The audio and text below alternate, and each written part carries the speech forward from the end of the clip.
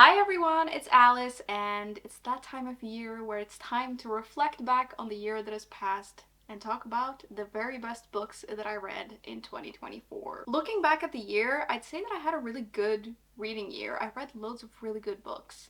Some of them stand out more than others though, and those are the books that we're going to talk about today.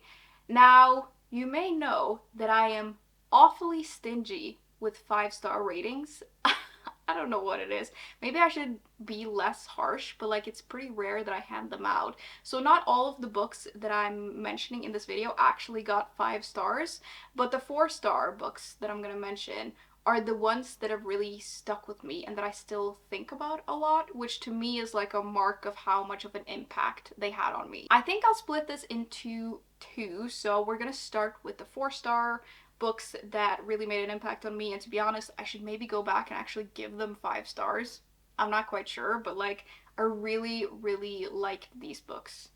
Well, some of them, I don't know if I want to say I like them, but they made an impact on me at least. So we're gonna start with those, and then we'll do the 5-star ratings at the end. And besides that, I haven't really ranked these in any particular order. We're just gonna go through them as they appear in my pile. Alright, let's get into the first one, which is The Broken Girls by Simone St. James. This is the kind of book that has two timelines. So one is set in 2014 and one is set in the 1950s, and both are set in the same place in Vermont.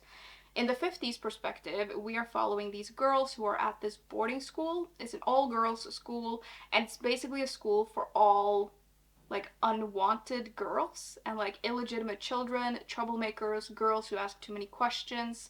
And it's a truly awful place, and it gets even worse when one of the girls goes missing. The perspective set in 2014 follows this journalist who is obsessed with the death of her sister, who was murdered 20 years prior, and she was found in the field outside of the school, actually. And this character, like, she just feels like even though the police caught the guy, they didn't get it right. So she's still obsessed with it because of that, and she's also kind of obsessed with the school. And so when someone decides to restore the school, she wants to write this journalistic piece about it. And when she does research for it, she comes across some really terrible secrets. I really enjoyed this one. I felt like when I was reading it, I kept thinking, like, this is a really well crafted novel. Like, it just feels really well crafted, and all of it is done really well. The characters, the atmosphere, the setting, the mysteries, because there's kind of more than one mystery in here, and how, like, the timelines came together. I felt like it was really well done, and I felt so sucked into this. It's really atmospheric, it has some gothic vibes to it. I loved the school and the characters, and the story went places that I was not at all expecting, and it was really fun to read. I also read this in October. It's actually set in November, but it's perfect to read in that like in between bit where we're kind of at the end of autumn but also the beginning of winter. Like, it's perfect to read in that season, and I read it in that season, and it was perfect for it. It really added to the experience, and this was just really good. Very solid. Secondly, we have a classic. It's Anne of Green Gables by L.M. Montgomery, and I'm so happy that I finally got around to reading this book. For some reason, I just never discovered this as a kid. I never came across it, but I know I would have loved it. But I actually have gotten this recommended a lot as an adult too, and I finally read it, and you were all right. It was amazing. I'm sure a lot of you already know, but if you don't, this follows the story of Anne, who is an 11-year-old orphan who gets sent to live with his brother and sister who actually wanted to have a boy help them around the farm, but they get Anne instead. And the story is about her going there, staying there, and we're basically following her through all of her adventures and lessons. I don't think I've ever read about a character that romanticizes everything as much as Anne does. And I think that that's what makes this book so magical, because everything feels so magical when you're looking at it through her eyes.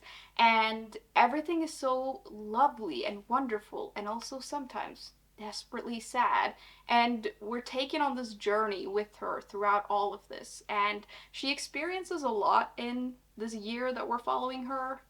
I think it's a year. And it's just really a magical book and like a magical experience. I also really liked the writing in here. I love the descriptions of the different seasons and like nature, and it was just a delight. I think even as an adult, most people would really enjoy this, and it's a book I'm definitely going to reread a lot of times because it's just wonderful. Next, we have a book that I know isn't everyone's cup of tea, but for some reason, this just really burrowed its way into me. It's Days at the Morisaki Bookshop by Satoshi Yagisawa. And this follows this 25-year-old woman who one day finds out that her boyfriend is marrying someone else. And they work in the same workplace, which is obviously not great. And she just can't do it. So she quits her job and she's kind of like lost. But then her uncle comes to her and says like, will you come help me in my bookshop, and you can like live above the bookshop for free if you help out. And she decides to go even though she's never had any interest in books and has never had any interest in reading. This kind of theme, like a lost 20, 30 something year old who finds solace in a bookshop, I've read those kinds of stories before and I do really like them. But there was something about this that just made it a little different for me, and I can't quite put my finger on it. Maybe it was the mood that I was in when I read this book. I'm not quite sure, but I just loved it. I loved following our main character. I love the setting of this book, which is like, it's a bookshop set in a little neighborhood of loads of bookshops, and I just love that. I feel like I have this really vivid image in my head of what that's like.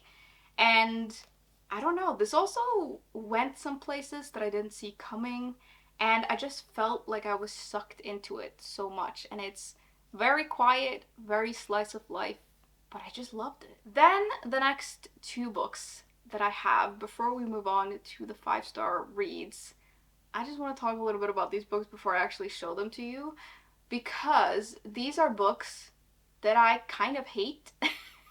But I gave them 4 stars because I also thought they were great and they really made an impact on me, and I think about them a lot. And I think when I show you the books, you'll see what I mean. But I also just want to mention that most people, at least I do, I watch these kinds of videos and I kind of take everything as a recommendation because they were, people talk about their favorite books of the year.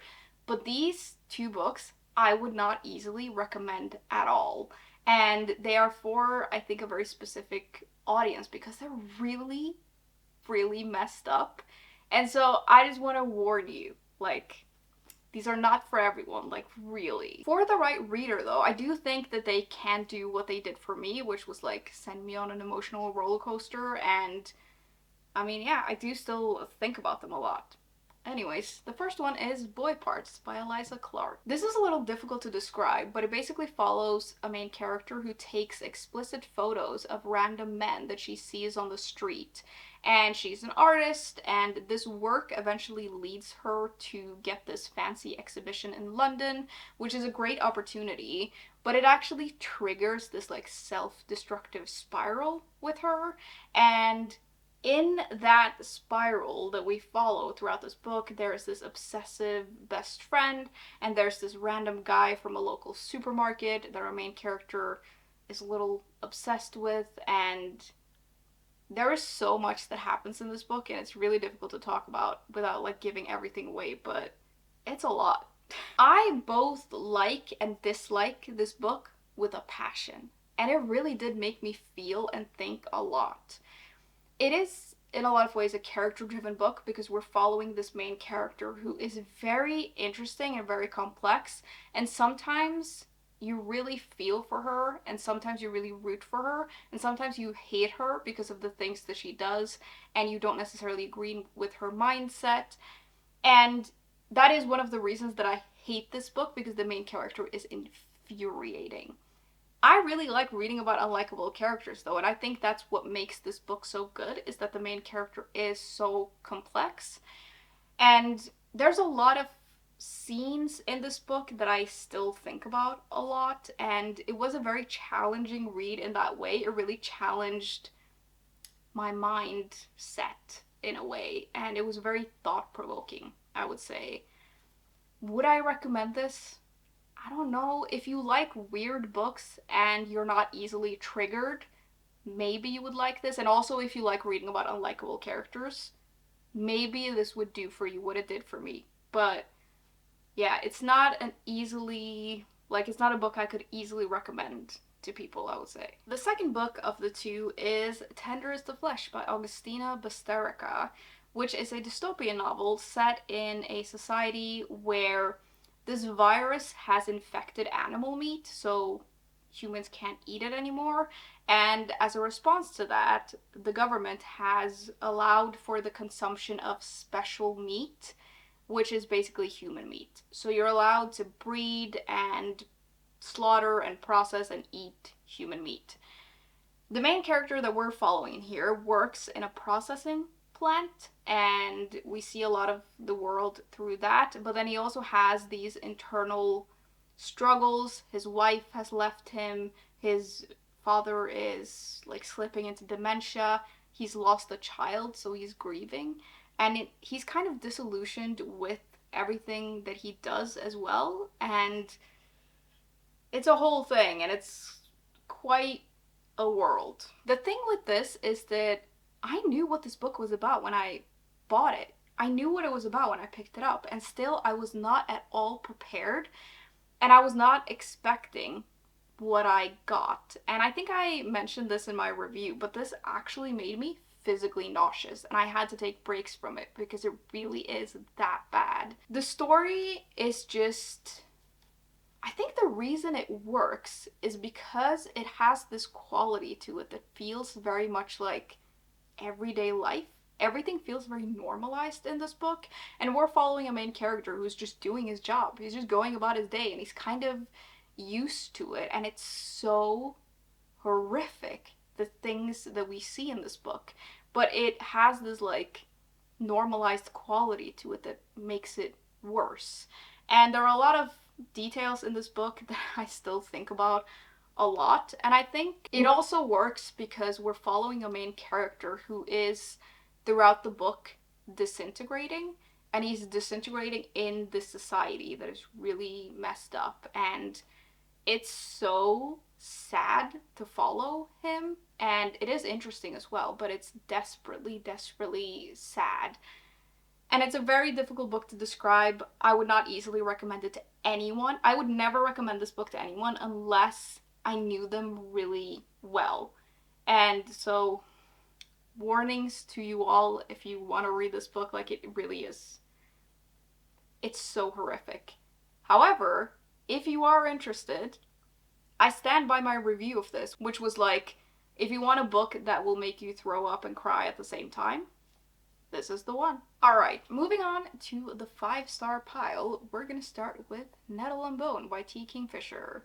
This was one of the first books that I read by this author, and it started my love affair with her books. I love them so much, and this is my favorite that I've read by her. This is exactly what I mean when I say I want, like, adventure, something a little cozy, something a little whimsical, and a little dark. It's like the perfect mix of all of that. This is a fantasy book with some horror elements to it, and it tells the story of this princess who has grown up in a convent, and she has 2 other sisters, one of which dies after having married this prince, and then the prince comes back and wants to marry the other sister, and they do get married. And our main character realizes that that puts her sister in a lot of danger, so she wants to go and save her. And so she goes on this quest, and along the way she is joined by a grave witch that walks around with like a staff, and on the top of that staff is a chicken possessed by a demon, so that demon also joins them. She's also joined by a fairy godmother and this knight slash criminal, and together they basically go on this adventure to try and save this sister. I lost it when I got to the chicken. I knew pretty early on in this book, like, wow, this is really something I'm gonna get into. But then I got to that part and I was just like, yes, this is exactly what I want. This is the vibe. I love it. And I just loved every single page of this book. I love the setting, I love the atmosphere, I love the magical elements, I loved reading about the characters and this quest that they go on. And it was just perfect for me. Like, if I could read a million more of these kinds of books, I would, because I love them so much. And I had such a good time with this book. And it's also really funny. It has this particular humor to the writing that T. Kingfisher does really well and that I get on with really well. And it's just funny and dark and exciting and kind of weird and yeah, also the chicken. It really did a lot for me. Then we have another dystopian book, which I think is going to be on a lot of people's favorite books of the year lists. It's I Who Have Never Known Men by Jacqueline Harpman. This follows this character who basically grows up in a cage underground with 39 other women. And they live in this cage and they're constantly watched over by these guards who never speak to them. And this main character doesn't remember anything from the time before. She's the youngest in the cage, and the other women in the cage are kind of reluctant to tell her about the time before, and none of them really remember how they got into the cage, and none of them know why they're there. I think one of the reasons that I ended up loving this so much is that I wasn't expecting it. I went into this book not really knowing what to expect, so I didn't expect anything, and I found this really unsettling, disquieting, silent kind of story in a way. It's quiet in a weird way that I wasn't expecting from a book in this genre, I don't think. And I am kind of glad that I went into this blind because that did a lot for me as well. And now a lot of people have talked about this book, so I don't know how easy it is to go into a blind, but it made an impact on me for such a short book. Now, I will say, I am a little surprised that a lot of people like this book because when I read it, I thought, like, wow, I really like it, but I don't think this is a book that everyone would like. And I think specifically, if you're the kind of reader who wants answers, this isn't the one because it's not that kind of book. And yeah, I can sort of see maybe some things in the narrative style as well is not maybe everyone's cup of tea, but I am glad that a lot of people really like this book and are talking about it because it's really, really good and a little different from a lot of other books that at least I have read. Next, we have a book that I actually picked up sort of randomly in a bookshop. I was waiting for a friend and I was killing time in a bookstore, which is very dangerous, but I did it anyway. And I picked this up and I started reading in it a little bit, and suddenly I stood there for like 20 minutes reading this book. So I was like, well, I guess I gotta buy it because I'm reading it now. It's The Color Purple by Alice Walker. I know that this book is well known, and I had heard of this, but I didn't know what this book was about, so I did kind of go into it blind, and I didn't have a lot of expectations to it, but like I mentioned, I started reading it in that bookstore, and I loved the bit that I read in the store, so I was just like, wow, I think I've really found something. The story is set in the early 1900s. I'm pretty sure, I can't quite remember, but we're following these two sisters who are separated as girls, and they go on to live very different lives, but throughout this, they write letters to each other. So this is an epistolary novel. I thought this was absolutely brilliant. I loved reading about the characters, and one of them in particular I think will live in my heart forever. I just loved reading about her and following her. It is really hard to describe this book, I feel. I can only really say that I just really, really recommend it, and there are a lot of interesting themes in this book. I especially loved the theme of sisterhood, and I would say that it is a desperately sad and sometimes brutal book, but it is also ultimately quite hopeful, and I just loved it. Then we have another book that is also a little sad, but also beautiful. It's Fresh Water for Flowers by Valérie Perrin. And I don't know how to describe why this book made such an impact on me, but it did. It follows this caretaker at a cemetery whose routine is disrupted one day when this guy shows up and wants to deposit his mother's ashes on a random grave. And that really is just the beginning of the story. It doesn't explain this book like at all, but that is what I knew when I went into this book, and it took me on such a journey. I don't really want to tell you anymore.